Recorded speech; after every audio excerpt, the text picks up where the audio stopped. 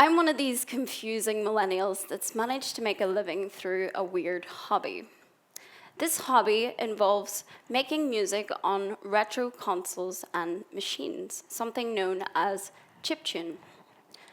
With very little experience, I learned to compose through programming or hacking this, a Nintendo Game Boy, using a piece of homebrew software called LSDJ, or Little Sound DJ.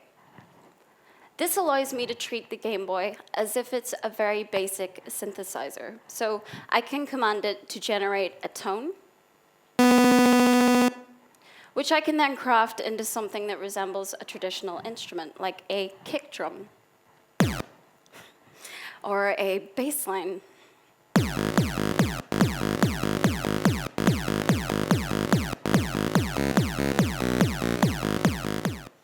And with those instruments, I'd create a song.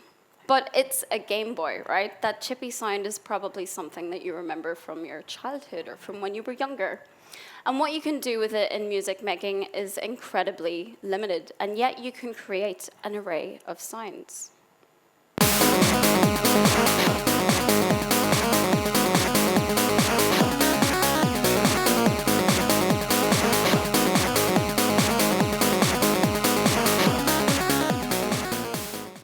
These limitations force you to think very differently and to approach creation in an entirely new light. As soon as I came across this scene, I was hooked. And with only a novice knowledge on how to make music, let alone make music on a Game Boy, I started to play with it, see what it could do and what I could do with it. I technically became a hacker.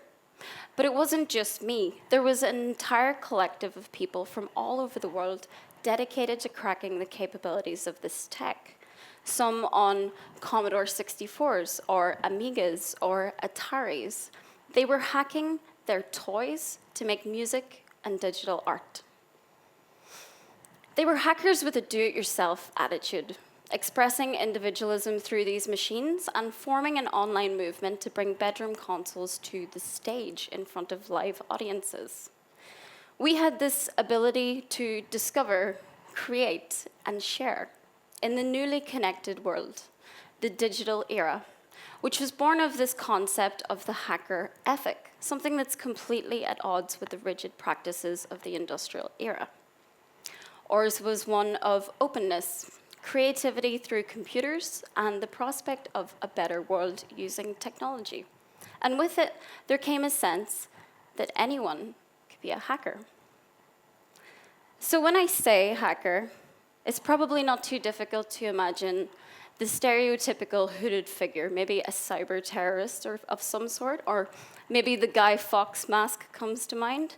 But it used to be that a hacker was an expert or an enthusiast of any kind, someone who was inquisitive and passionate and found enjoyment in exploring, especially within technology.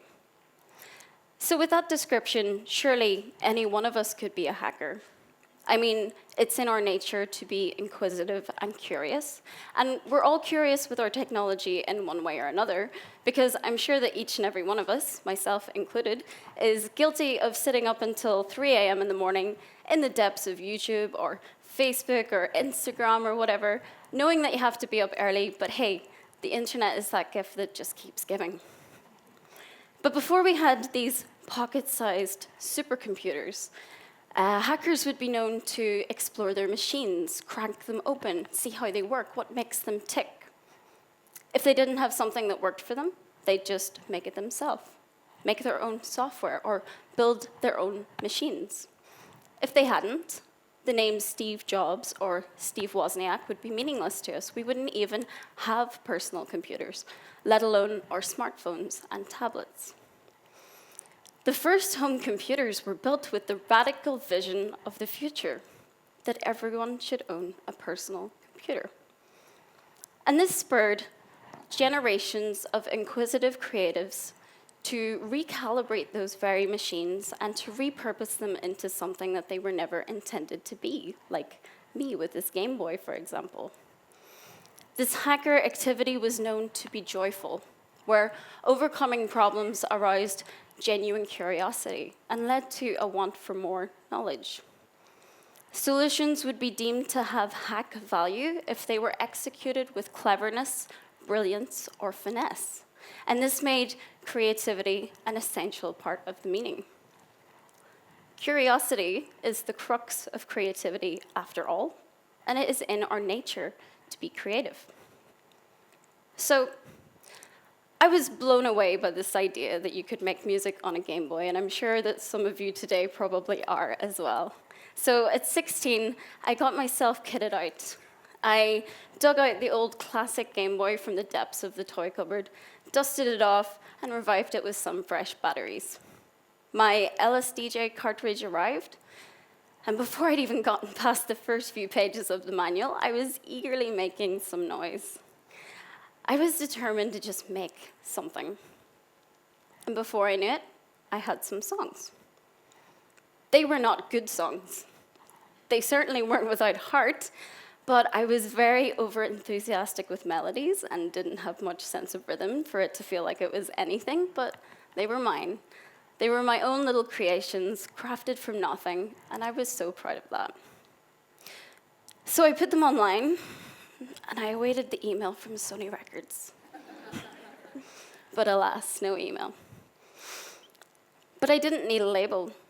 It was the spirit of the digital age. I could just put them out into the world online and hope that someone out there somewhere might be interested in listening. And they were, thankfully.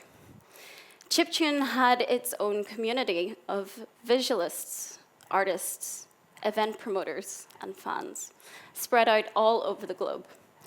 So eventually I got to travel. I met incredibly talented, like-minded individuals, and this all gave me the confidence to actually pursue a life of music, to continue exploring, and to follow my own path. It gave me this do-it-yourself attitude that really stuck with me. And approaching music composition with these constraints gave me almost a programmer's mindset. The writing process often provoked serendipity. There would be little happy accidents that would give birth to a new idea. And that kept the creative flow forever interesting and refreshing. It was such a freeing means of self-expression. There were no standards to be met to define its quality, and it was accessible. It forced me to overcome limitations in a creative way, and that was no doubt an important life lesson. But overall, it was just fun. And this essence of fun is rooted within that hacker ethic, achieving unexpected results through playfully cracking a constraint. Before Chiptune, a movement surfaced in Europe in the late 80s called the demo scene.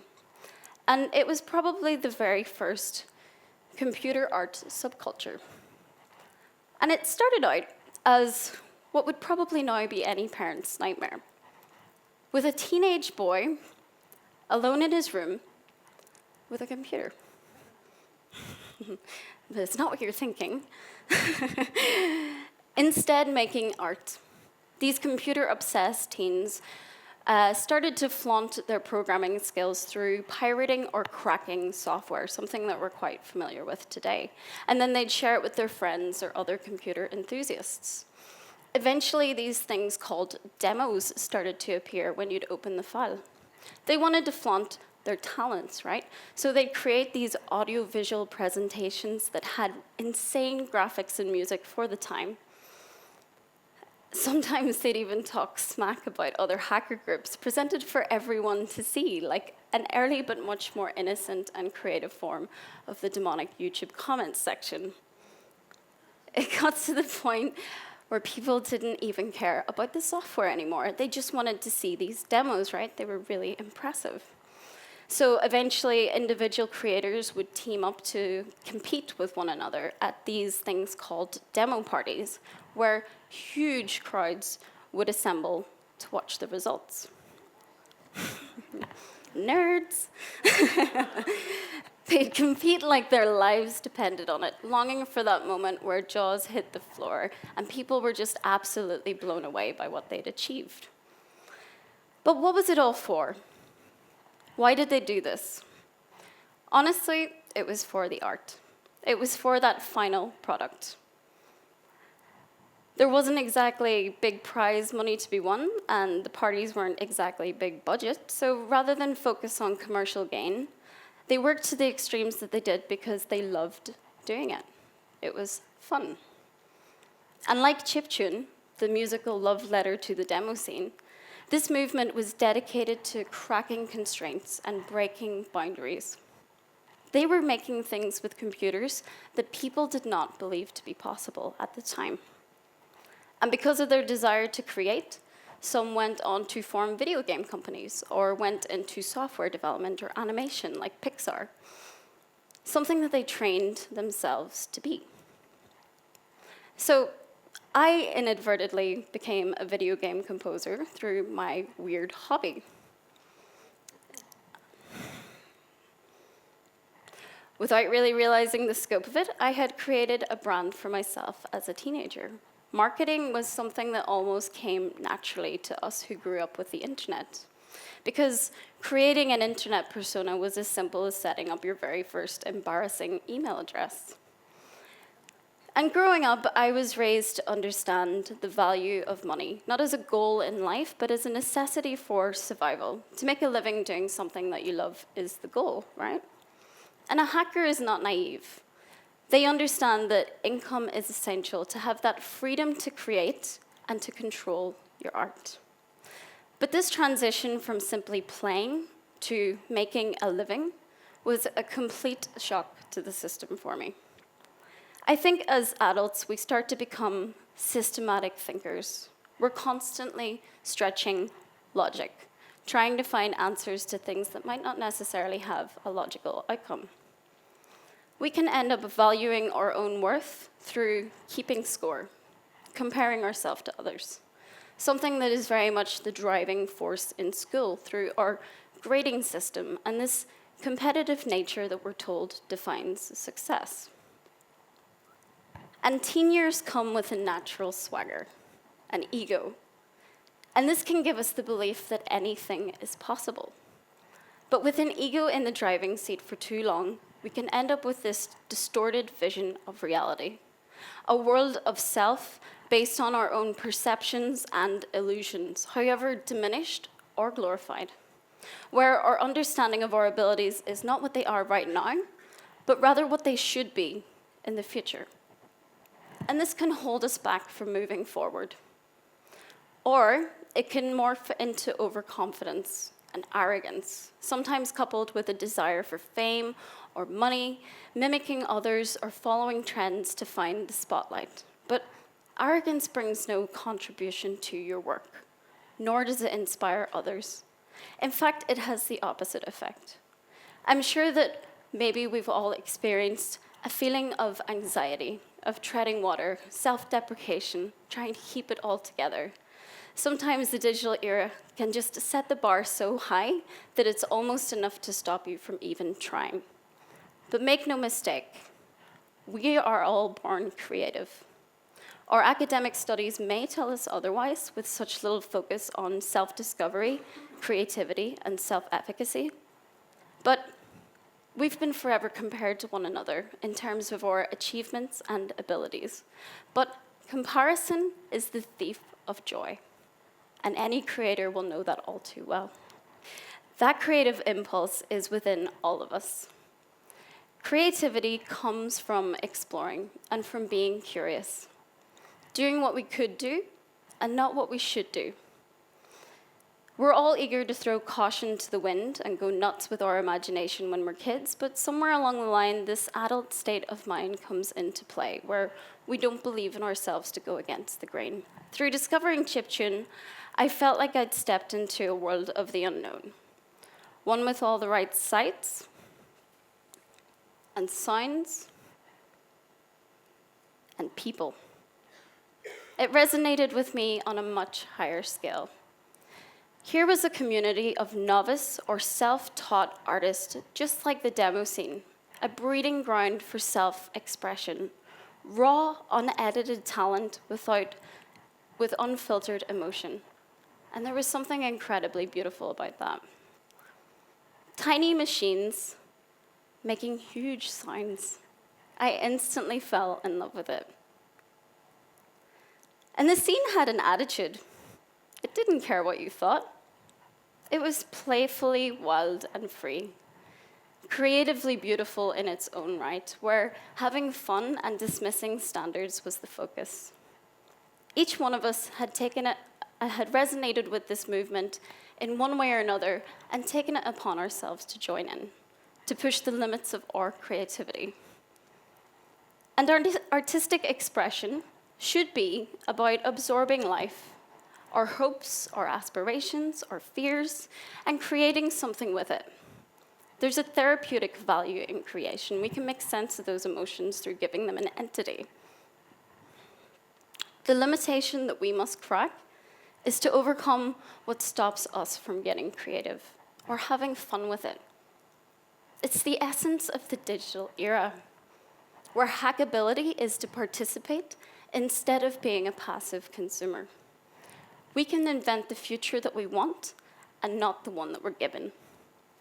So instead of staying up all night passively consuming, find your community or the people that will help you grow. Approach creation with wonder, determination, curiosity, and create for yourself. You never know what'll come of it. But above all, strive for authenticity, where the goal is not for money or fame, or you will probably become lost. Find a bigger meaning. Whatever it may be, do it for yourself. Be a hacker and take that first step into the unknown. Thank you.